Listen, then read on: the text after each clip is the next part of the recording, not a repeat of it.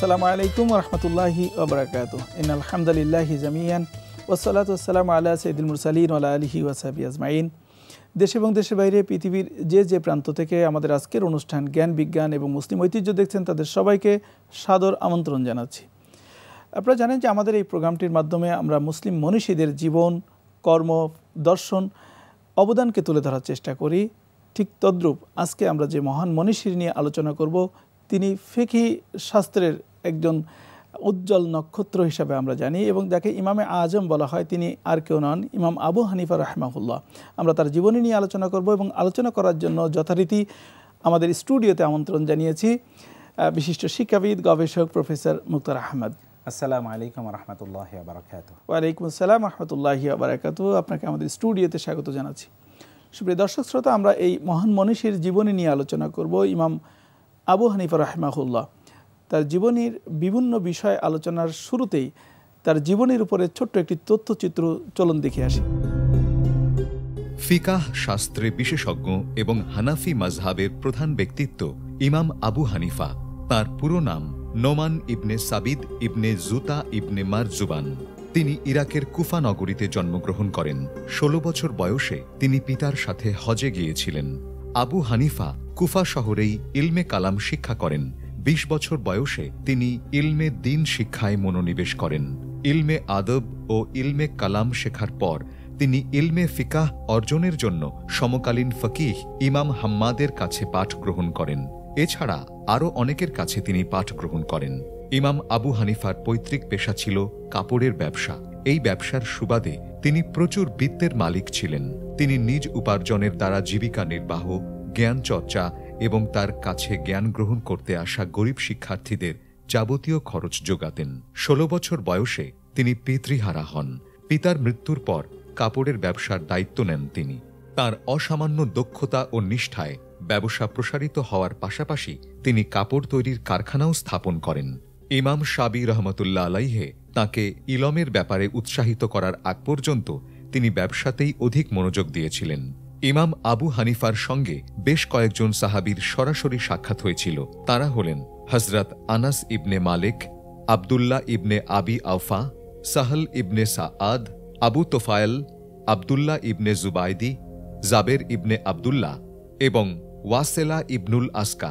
ইমাম আবু হানিফা ফিকাহ শাস্ত্রের আবিষ্কারক ছিলেন। ফিকাহ ও ইসলামী আইন সংকলন ও সম্পাদনার জন্য তিনি 40 জন ফকিহ নিয়ে কাউন্সিল প্রতিষ্ঠা করেন। আবু হানিফা 4000 শাইখ থেকে হাদিস সংগ্রহ করেছেন। তিনি হাদিস শাস্ত্রে অতুলনীয় জ্ঞানের অধিকারী ছিলেন। আব্বাসীয় শাসক আবু হানিফাকে রাজ্যের প্রধান বিচারপতি হিসেবে নিয়োগের প্রস্তাব দিলে জ্ঞান চর্চা ও স্বাধীনভাবে থাকার জন্য তিনি তা প্রত্যাখ্যান করেন। 767 খ্রিস্টাব্দে ইমাম আবু হানিফা কারাগারে মৃত্যুবরণ করেন। এই যে ইমাম আবু হানিফা রাহিমাহুল্লাহ, যাকে ইমামে আজম বলা হয় এবং ফিকহি বিশ্বে, মুসলিম বিশ্বে যাকে এক নামে সবাই চিনে, কি উনি একজন ব্যবসায়ী পরিবারে ছিলেন এবং ব্যবসায়ীর সাথে সংশ্লিষ্ট ছিলেন। তো একজন ব্যবসায়ী থেকে এই মহান এই ব্যক্তিত্বে পরিণত হওয়ার গল্পটা কেমন ছিল? সুবহানাল্লাহ বিহামদি। যে আমরা এমন একজন ব্যক্তির ব্যাপারে কথা বলছি যাকে আল ইমামুল আজম হিসেবে সকলে স্বীকার করে এবং ইমাম শাফি রাহিমাহুল্লাহ যার ব্যাপারে বলেছেন আন্নাসু ফিল ফিকহি ইয়ালুন ইনদা আবি হানিফা। আবু হানিফা হলো ওই পরিবারের নেতা আর আবু হানিফার পরিবারের ভুক্ত, অর্থাৎ সকল হলো ওই পরিবারের সদস্য। এবং ফিকহের যে মূলনীতি, ফিকহের যে একটা শাস্ত্র হতে পারে, আধুনিক যেটাকে আমরা ইসলামিক জুরিসপ্রুডেন্স বলি, যেখানে আমরা মাসলা মাসাইলগুলো শিখছি এবং কোন মূলনীতির আলোকে মাসলা মাসাইলগুলো দেওয়া হবে, এই মূলনীতিগুলো তৈরি করেছেন তিনি প্রথমে এবং এই পথটি তিনি দেখিয়েছেন। কিন্তু একজন ব্যক্তি এভাবে গড়ে ওঠা কীভাবে হয়েছে সেটা তার একজন শিক্ষকের হাত ধরে। ইমাম শুআবা নামক একজন তৎকালীন তাবেঈ, তিনি দেখলেন যে ইমাম আবু হানিফা তিনি বাজারে যাচ্ছেন, তিনি তো সব স্বরূপ তিনি ব্যবসা করবেন। তুমি কোথায় যাচ্ছ? আমি বাজারে যাচ্ছি। তুমি বাজারে যাচ্ছ কেন? তোমার মধ্যে আমি অন্য ধরনের একটা প্রতিভা দেখতে পাই। ইমাম আবু হানিফা বললেন, এটা আমার মধ্যে একটা দাগ কেটেছে, আমাকে এটা প্রভাব তৈরি করেছে। পরবর্তীতে আমি ইলমুল কালাম আমি শিক্ষা অর্জন করা শুরু করেন। ইলমুল কালাম মানে হলো তর্কশাস্ত্র, অথবা ধরুন যেই জায়গায় আপনি আপনার বক্তব্যটাকে খুবই শক্তিশালীভাবে ইনফ্লুয়েন্সিয়াল অ্যান্ড ইম্প্যাক্টফুল ওয়েতে আপনি প্রেজেন্ট করতে পারেন। অনেকগুলো ডিবেট তার সময় হচ্ছে।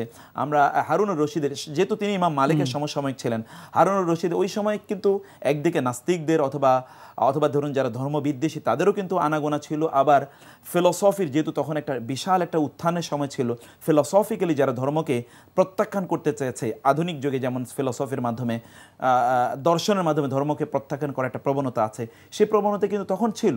এবং একটি প্রবণতা আসলে যে রোমানদের কাছ থেকে যে আল্লাহ সুবহানাহু ওয়া তাআলার অস্তিত্বকে চ্যালেঞ্জ করা নিয়ে একটা দল আসলো, এবং তখন প্রশ্ন হলো যে কে এদের সাথে ডিবেট করবে। খলিফা তখন হারুনুর রশিদ ইমাম একটা বিশাল আয়োজন করলেন, সেখানে কে ডিবেট করবে তারা বুঝতে পারলেন না। হঠাৎ করে একজন ইয়াং ম্যান দাঁড়িয়ে বলল যে আমি সেখানে আলোচনা করব, আমি সেখানে তার সাথে ডিবেট করব। বলে যে আচ্ছা তুমি ডিবেট করবে কি? এবং যিনি নাস্তিক এবং অনেক বড় পণ্ডিত, অনেক বড় দার্শনিক, তিনি বলেন আমার কয়েকটা প্রশ্ন আছে। প্রশ্ন কি বলেন? প্রথম প্রশ্ন হলো যে আপনারা তো বলেন আল্লাহ প্রথম, তাহলে তার আগে কে ছিল? প্রথম কথা, হুয়াল আউয়াল আপনারা বলছেন, কোরআনে আছে, তাহলে তার আগে কে ছিল? 2 নম্বর প্রশ্ন হলো এখন তিনি কোন দিকে তাকিয়ে আছেন? এবং 3 নম্বর প্রশ্ন হলো এখন তিনি কি করছেন? এই ছোট বালক ইয়াং ম্যান তিনি বলে আমি প্রশ্নের উত্তর দিচ্ছি। বলে প্রথম উত্তর কি? মানে আপনি তো গণেন, তো 10 থেকে নিচে দিকে গুনতে থাকেন, তো গণে সে একে থেমে গেছে। তারপরে কি? বলে তারপরে কিছু নাই। তো আল্লাহ সুবহানাহু ওয়া তাআলা এরকম কুল হুয়াল্লাহু আহাদ, একের আগে তো কিছু নাই, জিরো, অতএব একের আগে কিছু নাই, এটা আল্লাহ সুবহানাহু ওয়া তাআলা এরকম। প্রথমবার সে ডিফিটেড। দ্বিতীয় প্রশ্ন কি? এখন তিনি কোন দিকে তাকিয়ে আছেন? বলে একটু আগুন জ্বালান। আগুন জ্বালানোর পরে বলেন তো আগুনটা কোন দিকে আছে এখন তাকিয়ে আছে? বলে এটা আবার কোন দিকে তাকিয়ে? সব দিকে তো আলো জ্বালাচ্ছে। আল্লাহ সুবহানাহু ওয়া তাআলা এরকম, আল্লাহু নূরুস সামাওয়াতি ওয়াল আরদ, আল্লাহ হচ্ছেন সকল জায়গায় তিনি আলো, অতএব সব দিকে আল্লাহ সুবহানাহু ওয়া তাআলা একসাথে তিনি তাকিয়ে আছেন। এটা তার ভিন্ন ভিন্ন তাকানোর প্রয়োজন হয় না। 3 নম্বর প্রশ্ন এইটি কি যে তিনি এখন কি করছেন? এটা তো খুবই ডিফিকাল্ট কোয়েশ্চেন, তিনি এখন কি করছেন? বলে আপনি এখন যে জায়গায় আছেন এই জায়গাতে একটু নামেন, তো নেমে আপনি আমার এই জায়গায় আসেন, আমি আপনার ওই জায়গায় যাব। তিনি সেখানে যাওয়ার পরে বললেন যে এই আল্লাহ এখন এই কাজ করেছেন, আপনার মতো একটা নাস্তিককে আল্লাহ তাআলা এখানে নামিয়ে এনেছেন এবং আমাকে ওইখানে। মানে যুক্তিতে একজন ব্যক্তি কোন লেভেলে যেতে পারে। হারুনুর রশিদের পরে মানসুর যখন আসলো, আবু জাফর মানসুর, ঠিক সেই সময় আরেক নাস্তিকের আগমন ঘটলো। সে নাস্তিক আল্লাহর অস্তিত্ব নিয়ে প্রশ্ন তুলেছে। এখন এটা আবার সেখানে ডিবেটের আয়োজন করা হলো। খলিফা জানালো যে আবু হানিফা রাহিমাহুল্লাহকে যে তিনি আসবেন সেখানে ডিবেটর হিসেবে। আবু হানিফা রাহিমাহুল্লাহ তিনি আসবেন, 12টায় ডিবেট শুরু হবে। তিনি আসেন না, সকল আয়োজন, বিশাল লোক, হাজার হাজার লক্ষ লক্ষ লোক সেখানে একত্রিত। এখন সেখানে তিনি আসবেন, কিন্তু তিনি আসেননি। হঠাৎ করে 11:15টার দিকে তিনি দৌড়ে আসলেন। উনি বললেন যে দেখেন আপনাদের লোক হাসাহাসি, এবং অন্যরা কিন্তু ভীত সন্ত্রস্ত মুসলিমরা যে কি হবে, ডিবেটর আসেন না, আবু হানিফা আসছেন না, তার মানে কি তিনি ভয় পেয়ে গেলেন? কিন্তু কেন দেরিতে এসে এটি একটু আগে বলে নিই, তারপরে ঘটনা। বলে কি বলে? আপনি তো জানেন আমার বাসাটা তো নদীর ওই পারে, তো আমি আসার সময় এসে দেখি যে নদীতে তো কোনো নৌকা নেই, মানে সে মাঝিটা নাই, এখন মাঝি নাই, নৌকা নেই, এখন আমি কি করব? আমি তাকিয়ে দেখলাম, হঠাৎ করে দেখলাম অনেকগুলো কাষ্ঠখণ্ড, কাঠের খণ্ড বিভিন্ন জায়গায় ছড়িয়ে ছিটিয়ে যাচ্ছে। এখন হঠাৎ করে দেখলাম কাঠের খণ্ডগুলো সব একত্রিত হয়ে যাচ্ছে। আবার দেখলাম একটা নৌকা তৈরি হয়ে গেছে। এখন নৌকাটা দেখলাম অটোমেটিক্যালি আমার কাছে চলে এসছে। আমি নৌকাতে উঠলাম, অটোমেটিক্যালি নৌকা আমাকে ওই পারে নামিয়ে দিল। তারপরে আমি আসলাম, এই জন্য আমার একটু দেরি হয়ে গেছে। এখন নাস্তিক বলে দেখেন কি গাজাখুরি গল্প আপনাদের সাথে পেরেছেন। উনি আমার সাথে ডিবেট করতে এসেছে। তিনি বলেন এই জায়গায় আমার পয়েন্ট, একটা নৌকা যদি এমনিতেই তৈরি না হতে পারে তাহলে সব কিছু এমনিই তৈরি হয়ে গেল। এই বিশাল বিশ্ব এবং এই পৃথিবী আমরা নিজেরা এমনিতেই তৈরি হয়ে গেলাম, একটা কাঠের নৌকা এমনি তৈরি হতে পারে না। তাহলে আপনার বক্তব্য কোথায়? এমনি ডিফিটেড হয়ে গেছেন। ঠিক এমন একটি বিদ্যা বা জ্ঞান তিনি অর্জন করেছেন। ইমাম আবু হানিফাকে যদি বলা হতো যে কোন একটা জিনিস এটি আসলে অন্য কিছু, এটা হয়তো বা কোনো মেটাল, এটা আপনি বলেন তো এটা কি, তিনি বলতেন স্বর্ণ। তখন তিনি এটা প্রমাণ দিতেন যে এটা স্বর্ণ, যে সত্যটা তিনি দলিল দিতেন যে এটা স্বর্ণ। তারপরে বলতেন যে বল, এখন তো সবাই বিশ্বাস করলো যে ও ঠিক আছে এটা স্বর্ণ। তারপরে তিনি বলতেন না এটা মেটাল। বলে আপনি না কিছুক্ষণ আগে বললেন স্বর্ণ, বলে না আমি এখন এটা প্রমাণ করেছি আর মেটাল। এবার তিনি 77টা প্রমাণ দিতেন যে এটা মেটাল। এখন লোকেরা বুঝে নিত যে না এটা মেটাল। উনি কি শুধুমাত্র ইলমুল কালাম শিখেছিলেন? না, সুবহানাল্লাহ হামদি, তিনি তো আসলে ফিকির ইমাম। তো ইলমুল হাদিসের ক্ষেত্রে তৎকালীন শ্রেষ্ঠতম মুহাদ্দিস শাইখুল হাদিস ইবনে আব্দুল্লাহ ইবনে মুবারক রাহিমাহুল্লাহ তিনি বলেছেন যে আ'লামুন নাসি ফিল ফিকহি আবু হানিফা মা রাআইতু আফকাহ মিনহু। আমি জানি এবং বিশ্বাস করি, আমি তোমাদেরকে বলছি যে ফিকহের ক্ষেত্রে সবচেয়ে বড় পণ্ডিত হচ্ছে আবু হানিফা। আমি তার চেয়ে এত বড় পণ্ডিত কাউকেই দেখি না। তিনি ফিক শিখেছেন তৎকালীন বড় পণ্ডিত হাম্মাদের কাছ থেকে। ইমাম আবু হানিফা রাহিমাহুল্লাহ উনি একজন ব্যবসায়ী ছিলেন। তো ব্যবসায়ী থেকে উনি ফকিহ হলেন। এটি হচ্ছে খুবই ইম্পর্টেন্ট এবং গুরুত্বপূর্ণ বিষয়। এতটা আত্মনির্ভরশীল, আত্মসম্মান এবং মর্যাদাপূর্ণ ব্যক্তি ছিলেন যে তিনি কোনোদিন কারো উপর নির্ভর করেন। তিনি তার ছাত্রদেরকে তিনি স্টাইপেন্ড দিতেন। যেমন ধরুন ইমাম আবু ইউসুফের মতো ব্যক্তি, ইমাম ইমাম আবু ইউসুফের মা কাজ করতেন হচ্ছে অন্যদের বাসায়। আবু ইউসুফ 1-2 দিন তার ক্লাসে আসলেন, কি খবর নিলেন ও কোথায়, শুনলেন যে তার মায়ের কাছে, মায়ের সাথে কাজ করে। তার মাকে গিয়ে বললেন যে কি ব্যাপার, আপনার ছেলে কেন ক্লাসে জয়েন করে না, দর্শে জয়েন করে না কেন? বলে ও দর্শে জয়েন করলে আমার সাথে কাজ করবে, আমার তো কেউ নাই, ও একটু কাজ করলে আমি একটু স্বস্তি পাই এবং একটু বাঁচতে পারি, নাহলে আমার একা কাজ করতে বহুত কষ্ট করতে হয়, তার জন্য আমাকে খরচ করতে হয়। বলে যে আপনার মাসে যত টাকা লাগে সব টাকা আমি আপনাকে দেব, এবং আপনার ছেলের থাকা খাওয়া, তার তেল পানি সব কিছু, জামা কাপড় বইপত্র সব আমি ব্যবস্থা করব, আপনি তারপরে ওকে আমার কাছে দেন। এর মাধ্যমে কিন্তু একজন আবু ইউসুফ তৈরি হয়েছে, যাকে কাজিউল কোজাত বলা হয়, বিচারকদের যিনি প্রধান, যিনি আব্বাসী আমলে প্রধান বিচারক হিসেবে তিনি কাজ করেছেন। ব্যবসায়ী হিসাবে ইমাম আবু হানিফাকে কিভাবে মূল্যায়ন করবেন? যা ব্যবসা করতেন, সকল সম্পদ তার নিজের প্রয়োজনের বাইরে তিনি সকল সম্পদ তিনি ব্যয় করে দিতেন হচ্ছে তার ছাত্রদের জন্য, শিক্ষা বিস্তারের জন্য, জ্ঞান বিতরণের জন্য, সবার জন্য তিনি এটা উন্মুক্ত করে দিয়েছেন। এবং তিনি এখানে তার সাথে যে কো টিচার যাদেরকে রেখেছেন তাদের জন্য তিনি অর্থের তিনি ব্যবস্থা করেছেন। ছাত্রদেরকে তো তিনি তাদের বইপত্র এবং কাগজ কলম ইত্যাদি তিনি কিনে দিতেন। তার পাশাপাশি তিনি তার ব্যবসাটাকে খুবই ভালোভাবে পরিচালনা করতেন। কোন একজন পার্টনারের সাথে তিনি ব্যবসা চুক্তিতে করলেন যে ঠিক আছে কাপড় আনা হবে এবং কাপড় বিক্রি করা হবে। একবার কাপড় আনা হলে তিনি জিজ্ঞেস করেন কাপড়ের কি অবস্থা, বলেন যে ওই থানের মধ্যে একটু ত্রুটি আছে। তিনি বলেন যে ওই থানটি তুমি বিক্রি করবে না, তুমি বিক্রি করো তাহলে বলে দেবে যে ওই থানের মধ্যে এই ত্রুটি আছে, এবং লোকেরা ওটার মূল্য দিয়ে, কম মূল্য দিয়ে এটা কিনবে, এর বাইরে তুমি করবে না। এরপরে বিক্রি হলো, এখন টাকা তো ভাগাভাগি করবে, এই টাইমে আবু হানিফার কাছে নিয়ে আসা হলো। বলে যে আগে তিনি জিজ্ঞেস করেন ওই থানের অবস্থা কি, যেখানে একটু ত্রুটি ছিল? বলে ওটা তো ভুলে আমি বিক্রি করে দিয়েছি এবং আমি জানাইনি যে ওখানে ত্রুটি ছিল। তিনি বলে যে তাহলে তো ইন্না লিল্লাহি ওয়া ইন্না রাজিউন, তোমার অংশ তুমি নিয়ে যাও, এবং তার গোটা অংশটা তিনি সাদাকা করে দিয়েছিলেন। কেউ যদি কোনো পণ্য বিক্রি করার ক্ষেত্রে শুধু মিথ্যা কথা বলে এবং সেখানকার ত্রুটি যদি সে গোপন করে রাখে, তাহলে আল্লাহ সুবহানাহু ওয়া তাআলা ওই ব্যবসাটাকে ধ্বংস করে দেন। আবু হানিফা কি ছিলেন, একবার তার বিশাল কয়েকটা শিপ তার আসছিল এবং হঠাৎ করে তাকে সংবাদ হলো, তিনি দর্শ দিচ্ছিলেন, ক্লাস নিচ্ছিলেন, বলা হলো যে তার শিপগুলো ডুবে গিয়েছে। তিনি কিচ্ছু বলেননি। কিছুক্ষণ পরে বলে যে না, এবং তার মধ্যে কোনো ভাবলেশ নেই। কিছুক্ষণ পর একজন এসে বলে না না ওইটা ভুল ছিল, আসলে শিপ ডুবেনি। তিনি বলেন আলহামদুলিল্লাহ আমি জানতাম। বলে কিভাবে আপনি জানতেন? বলে আমি জানতাম কারণ ওগুলো সবগুলো আমি জাকাত প্রদান করি। রাসূল সাল্লাল্লাহু আলাইহি ওয়াসাল্লাম বলেছেন যে সম্পদ থেকে জাকাত প্রদান করে এটা কখনো ধ্বংস হবে না। ইমাম আবু হানিফা রাহিমাহুল্লাহ তিনি কিভাবে মাসালা চর্চা করতেন? ইমাম আবু হানিফা কোনোদিন তার মতকে ইম্পোজ করেছেন? নেভার। ইমাম আবু হানিফা রাহিমাহুল্লাহ কোন একটা মাসালা তিনি ছুড়ে দিতেন এবং সমস্যা তিনি তৈরি করতেন এবং ছেড়ে দিলেন, তোমরা এবার গবেষণা করো। এক মাস পর্যন্ত গবেষণা ছেড়ে দিতেন। এখানে আরেকটু যদি আমরা ক্লিয়ার করি যে ওনার একটা মজলিস ছিল, ফিকহি মজলিস, 40 জন ছাত্রের একটা মজলিস ছিল, তাদের কাছে তিনি ছেড়ে দিতেন, বলে দিতেন, থ্রো করতেন। যেটা আমরা বলছি এই ইমাম আবু হানিফা কথায় কথায় ইমামে আজম বলি, এই ইমামে আজম বলার কারণটা কি? 40 জন একটা মজলিস তিনি তৈরি করেছেন, তাদেরকে তিনি মাসালা থ্রো করতেন বা সলিউশন, তিনি প্রবলেম থ্রো করতেন, তারা গবেষণা করে বলতো এবং তিনি শুনতেন, ধীর গতিতে তিনি শুনতেন, তারপরে তিনি বলতেন যে this is the opinion or this is the solution. এই যে এত বড় স্কলার তৈরি করা, এই এত বড় স্কলার তৈরি করার জন্য যার অবদান, তাকে ইমাম আজম বলা হবে না, তাকে কাকে বলা হবে? ফিক বলতে যে একটা শাস্ত্র আছে, এটা তৈরি করেছেন তিনি। ইমাম আজম বলার কারণ হচ্ছে এটি। এবং তৃতীয়ত হচ্ছে আমরা যে আধুনিক যে ইলমুল কালামের কথা বলি বা প্রেজেন্টেশন স্কিলের যেটা কথা বলি, গোটা পৃথিবী জুড়ে যেটার কাছে আপনি দিন প্রচারের জন্য তো আপনাকে অবশ্যই আপনাকে কথা বলতে হবে, কথা না বলে তো আপনি দিন প্রচার করতে পারবেন না। খলিফা হারুন আর রশিদের সময়ে যখন বাগদাদ নগরীর যখন পরিকল্পনা করা হয়, এই পরিকল্পনার দায়িত্বটা ইমাম আবু হানিফাকে দেওয়া হয়েছিল। উনি আর্কিটেকচারাল যখন ডিজাইন করেছিলেন তখন ওনাকে খলিফা কর্তৃক ওনাকে এই উপাধিটা দেওয়া হয়েছিল। সুবহানাল্লাহ বিহামদি। তার ভার্সাটাইল নলেজটা কোন লেভেলের হলে যে তিনি ব্যবসা করেন, তিনি আবার সমাজ পরিচালনা করেন, তিনি আবার আর্কিটেকচারে তার অবদান আছে। আচ্ছা, আমরা এই সূত্র ধরে আমরা একটা মুসলিম ঐতিহ্য চলন দেখে আসি। ইরাকের শহর বসরা কুয়েত এবং ইরানের মধ্যবর্তী শাতিল আরবে অবস্থিত। যদিও এখানকার পানির গভীরতা তেমন নেই, তবুও বসরা ইরাকের প্রধান সমুদ্র বন্দর। এটি কাসার বন্দরের মাধ্যমে পরিচালিত হয়। এই শহর 636 সালে নির্মিত হয়। বসরা শাতিল আরব নৌপথে অবস্থিত। শহরের ভেতর দিয়ে খাল প্রবাহিত, যার ফলে সেচ ও পণ্য পরিবহনে খালগুলির ভূমিকা রয়েছে। এই শহরে আদনানি গোত্রের আরবদের পাশাপাশি বেশ কয়েকটি আরব উপজাতির বসবাস। এছাড়া জঞ্জ নামে আফ্রো ইরাকি সম্প্রদায়ের লোকও আছে। বাইজেন্টাইন সময়কালে বসরা একটি বাজার ছিল যেখানে আরব কাফেলারা এসেছিলেন এবং এর বিশপরা আন্তিওখের কাউন্সিলে অংশ নিয়েছিলেন। বসরা হচ্ছে প্রথম বাইজেন্টাইন শহর যেখানে আরবরা ইসলাম প্রচারের পর্বে প্রবেশ করেছিল। বসরা একটি প্রধান প্রত্নতাত্ত্বিক স্থান। যেখানে রোমান, বাইজেন্টাইন এবং মুসলিম যুগের ধ্বংসাবশেষ আছে। এই প্রাচীন শহরে 2য় শতাব্দীর রোমান থিয়েটারের ধ্বংসাবশেষ পাওয়া যায়। এই শহরে প্রাপ্ত প্রত্ননিদর্শন থেকে অনুমান করা হয় ফেরাউন, ফিনিশিয়ান এবং ইমোরীয় রাজাদের মাঝে রাজকীয় যোগাযোগ ছিল। এই শহরের আল নাকা অন্যতম প্রাচীন ধর্মশিক্ষা প্রতিষ্ঠান। এই শহরের ইমাম আলী মসজিদ ইসলামের ইতিহাসে অন্যতম প্রাচীন মসজিদ। খলিফা উমরের সময় এই মসজিদ নির্মিত হয়েছিল।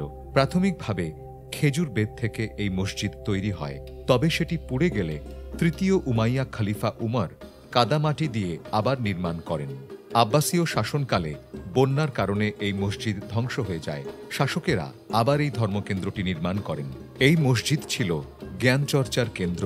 হাদিস অধ্যয়নে এই মসজিদের খ্যাতি আরব বিশ্বে ছড়িয়ে পড়ে। এই মসজিদে প্রাথমিক ইসলামী যুগের খ্যাতিমান ব্যক্তিত্ব আব্দুল্লাহ ইবনে আব্বাস জ্ঞান চর্চা করেছেন। আমরা এই যে আমাদের ইতিহাস, ঐতিহ্য, বিশেষ করে মুসলিম ঐতিহ্যের বসরার এনশিয়ান সিটি যেটা বা প্রাচীন শহর, এটাও মুসলিম সভ্যতার ধারক বাহক হিসাবে আমাদের সামনে এখনো রয়ে গেছে। বসরা এবং কুফা এই দুটো আসলে ছিল ক্যান্টনমেন্ট। এই দুটো তৈরি করেছেন ওমর রাদিয়াল্লাহু তাআলা আনহু। ওমর রাদিয়াল্লাহু তাআলা যখন বাইজেন্টাইন এবং রোমানদেরকে তিনি পরাজিত করেন, বিশেষ করে এটা রোমানদের অঞ্চল ছিল, এই জায়গাটাকে তিনি দুটো ক্যান্টনমেন্ট তৈরি করেন মুসলমানদের প্রতিরক্ষার জন্য। 2 নম্বর বিষয় হচ্ছে যে এই দুটো ছিল আসলে centre of Islamic knowledge and civilisation. তৎকালীন কয়েকটা এডুকেশনাল সেন্টার ছিল মুসলমানদের। আমরা মক্কার কথা বলি, মদিনার কথা বলি, বসরা, কুফা এবং দামেস্কাস অথবা খোরাসান, এই যে কায়রো, এই কয়েকটি যে সিটি ছিল তোর মধ্যে এটা ছিল অত্যন্ত গুরুত্বপূর্ণ একটা সিটি। এবং এই সিটিগুলোকে বিনির্মাণের ক্ষেত্রে মুসলিম স্কলারদের এখানে পদচারণা এত ব্যাপক ছিল এবং মুসলিম যারা ধনী ছিলেন তারা এই জায়গাগুলোর বিনির্মাণের জন্য তারা কাজ করেছেন। যেমন ইমাম আবু হানিফা রাহিমাহুল্লাহর কথা বলেছি, তিনি ব্যবসায়ী ছিলেন এবং তিনি এই জাতীয় ছাত্রদেরকে তৈরি করার জন্য তিনি কাজ করেছেন। তৎকালীন ধনী যারা ছিল তারাও কিন্তু সত্যতার সাথে তারা ব্যবসা করেছেন। এই ব্যবসার সাথে সাথে তারা ইসলামিক এডুকেশনাল যে ইনস্টিটিউশনগুলো এগুলো বিনির্মাণের জন্য তারা কাজ করেছেন। আমরা যেমন বাইতুল হিকমায়ের কথা বলি, খলিফা মানসুরের সময় এগুলো তৈরি করেছে কারা? মুসলিম শাসকরা তৈরি করেছেন, ধনীরা তৈরি করেছেন। আমরা যদি আমাদের এই যে ইন্ডিয়ান সাবকন্টিনেন্টের কথা বলি, ব্রিটিশদের আগমনের পূর্বে এখানে হাজার হাজার শিক্ষা প্রতিষ্ঠান ছিল এবং তৎকালীন ইবনে বতুতা যখন এই অঞ্চলগুলো তিনি পরিভ্রমণের পরে তিনি তার ট্রাভেল লকে বলেছেন যে আমি একটা অঞ্চলে গিয়েছি, বাংলাদেশের কথা তিনি বলেছেন যে এমন একটা অঞ্চলে গিয়েছি তাদের কোনো অভাব নেই, তাদের পুকুর ভরা, তাদের মাছ আছে, গোলা ভরা ধান আছে এবং গোয়াল ভরা তাদের গরু আছে, তারা খুবই ভালো থাকে। তাদের মেয়েরা পর্যন্ত 3টি ভাষায় পণ্ডিত, আরবি, ফার্সি এবং বাংলা, এই 3 ভাষায় তারা কথা বলতে পারে এবং তারা উন্নত সাহিত্য তারা পড়তে পারে। এই সময়ে শিক্ষা প্রতিষ্ঠানগুলো ব্যাপকভাবে গড়ে উঠেছে। কেন এটা হয়েছে? কারণ তৎকালীন শিক্ষা প্রতিষ্ঠানগুলো সব মুসলিম যারা ধনী, তৎকালীন 3 শ্রেণীর ধনী মুসলিম ছিল। একটা যারা শাসক তারা তো ছিলই, অন্যদিকে যারা শাসকদের অধীনে তারা চাকরি করতো, যেমন যারা জমিদার ছিল তাদের কথা বলি, এই জমিদাররা ছিল একদল, তারা শাসকদের অধীনে তারা বিভিন্ন জায়গায় তারা জমিদারি করতো এবং এখানকার তারা শাসকদেরকে ট্যাক্স দিত, কিন্তু তারা যে অর্থ পেত অর্থগুলো তারা পাবলিক কল্যাণ অথবা এডুকেশনের জন্য তারা ব্যয় করতো। আবার যারা শাসকদের অধীনে চাকরি করতো, তৎকালীন চাকরি ছিল একটাই, তা হলো যে মিলিটারি চাকরি, এবং বড় বড় পজিশনগুলো তারা চাকরি করতো, প্রচুর পরিমাণ অর্থ তারা পেত। এই অর্থগুলো তাদের ফ্যামিলি ম্যানেজমেন্টের জন্য এবং এডুকেশনাল ডেভেলপমেন্টের জন্য তারা কাজ করতো।